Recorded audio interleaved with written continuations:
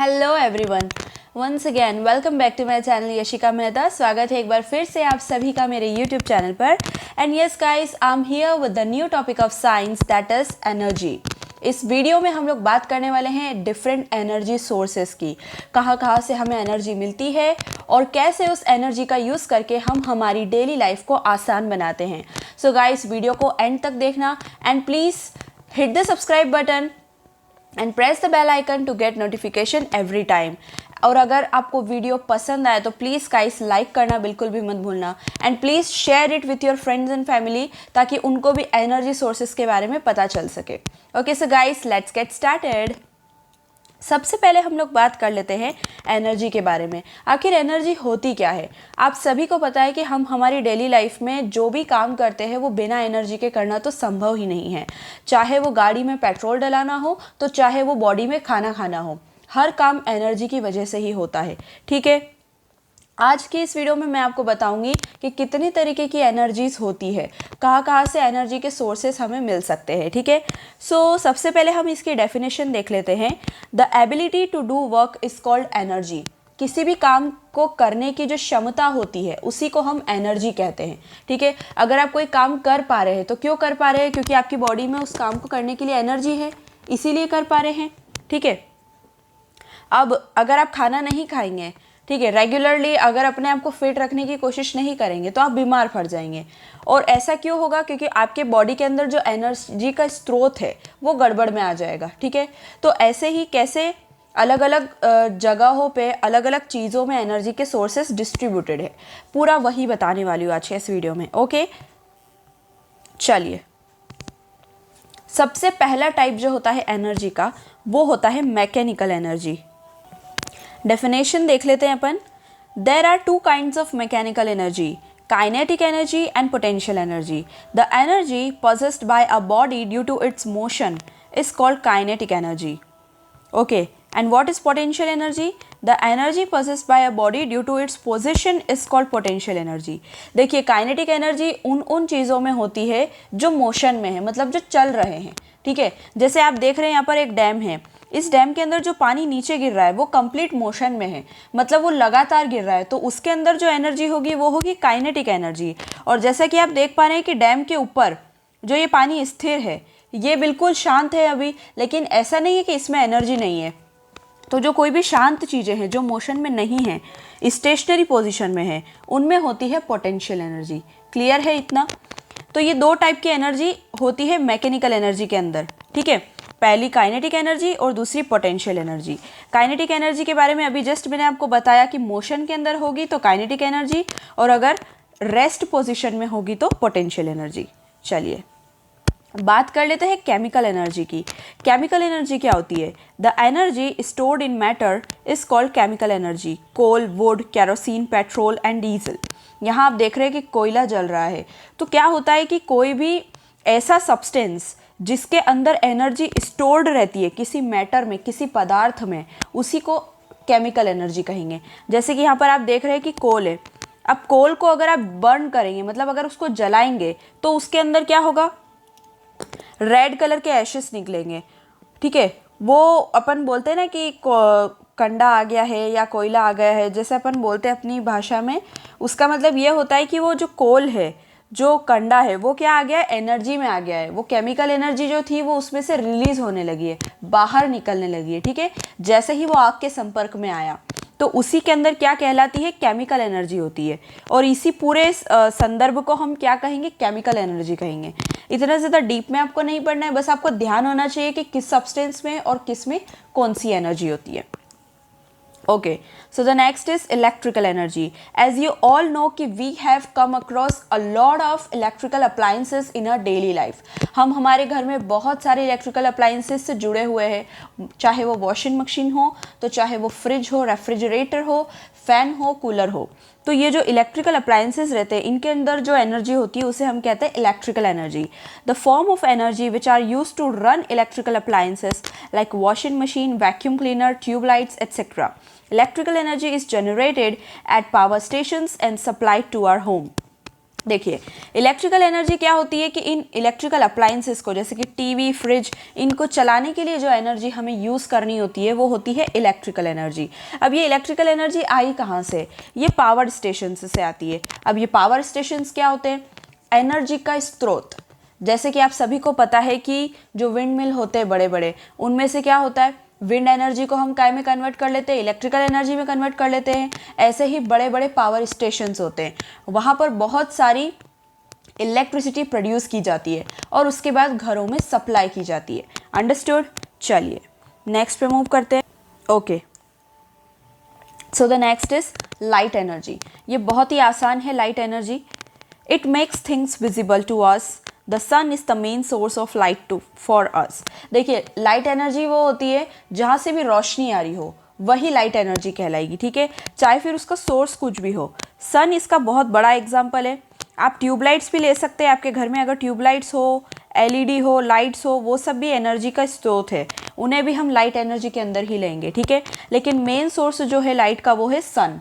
आप सभी को पता है कि अगर हमारे घर में लाइट चली जाती है, कभी भी जाती है इलेक्ट्रिसिटी, तो उसकी वजह से क्या होता है, हमें बिल्कुल भी नहीं दिखता है, एक चीज़ भी हम नहीं देख पाते। तो हमारी जो आईज़ है वो भी वर्किंग तभी कर पाएगी जब उसके ऊपर लाइट पड़ेगी, ठीक है। तो लाइट की प्रेजेंस में ही हम कोई चीज़ देख भी पाते हैं, तो उसी को क्या कहते हैं हम लोग? लाइट एनर्जी कहते हैं। Understood?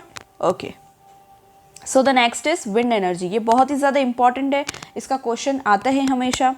Wind energy is renewable. अब ये रिन्यूएबल क्या होता है? रिन्यूएबल सोर्सेस वो होते हैं जो कभी भी ख़त्म नहीं होंगे।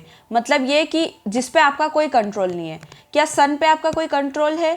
नहीं है ना। सन अपनी इच्छा से आता है, मतलब उसका जो टाइम इंटरवल है वो उसके हिसाब से आता है और उसके हिसाब से जाता है।